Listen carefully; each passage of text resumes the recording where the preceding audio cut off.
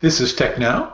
I'm your host, John Reid, CEO of CATAAlliance, and we're joined today by CATA's Chief Information Officer, Charles Duffet. Charles, you've looked at some of the initiatives that CATA is undertaking vis-a-vis Shared Services Canada. I know that you have some experience in this area, some considerable experience in industry, and also in public policy. Can you share with us some of your perspectives on really the go forward to better modernizing the Canadian government? Thanks, John. There's in the federal government. Often people think it's very difficult to move forward, but there's some very, very smart technical people in the federal government. And where the industry is going. The industry is going towards the cloud.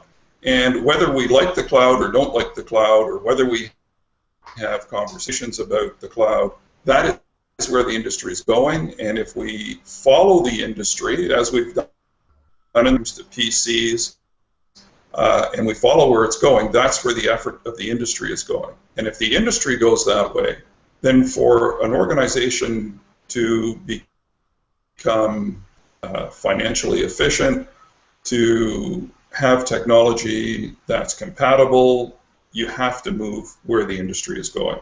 So if all the major vendors are creating these areas, that's where you want to go. Some of the ways that we're helping clients right now is they're looking at, they have to come back to us, and we don't have any loyalty to any particular company.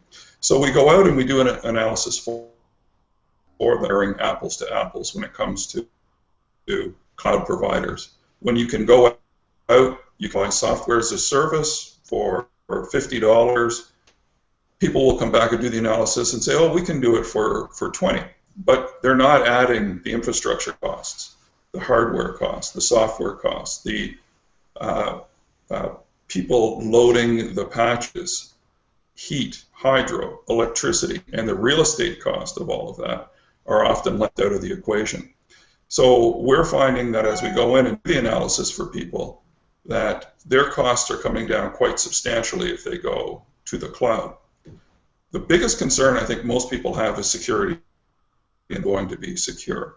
And I think in time, that's where you want to be. I think there's a lot of security there now, but you've got to start to move in that direction to understand what the issues are. And I think there's lots of data that can be moved there. There's lots of software that can be moved there. We've seen in countries like Australia where they're pushing to be a role model for the private sector.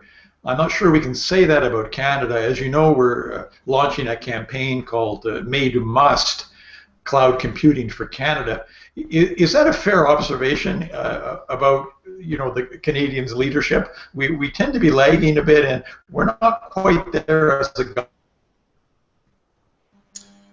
You know, John, years ago, Canada used to be in the lead with these kind of things. We used to get out front. We did lots of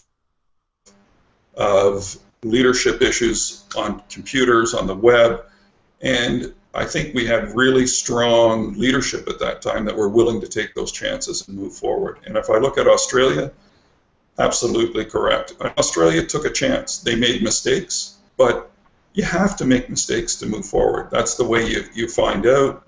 That's the way it happens. Australia definitely, hats off to them. They've moved way further ahead. And things like they've recognized the cost of just an ATIP, information access. So they've put it out on the web. So you can go and search your own requests. They've just put it up on the web, say, there you go. So they have a cloud infrastructure that they're making. And if you look at the states, more and more governments in the state or state governments are moving towards the cloud simply for economic reasons, that they've realized that they've kind of over-exaggerated some of the security issues that come with the web. And there's lots of software that doesn't make any difference that you put up on the web, and it's a matter of parsing that. So I think that Canada we need to move a little faster to keep up with some of the other people and where they're going. And again, as I said earlier, the industry is going that way, and they're making it easier for people to move to the web. So in essence, what we're doing with this campaign is we're just pointing to some best practices that are working in other countries, and we're asking Canadian policymakers to look at these and adopt them so we too can be at least equal or maybe one step ahead.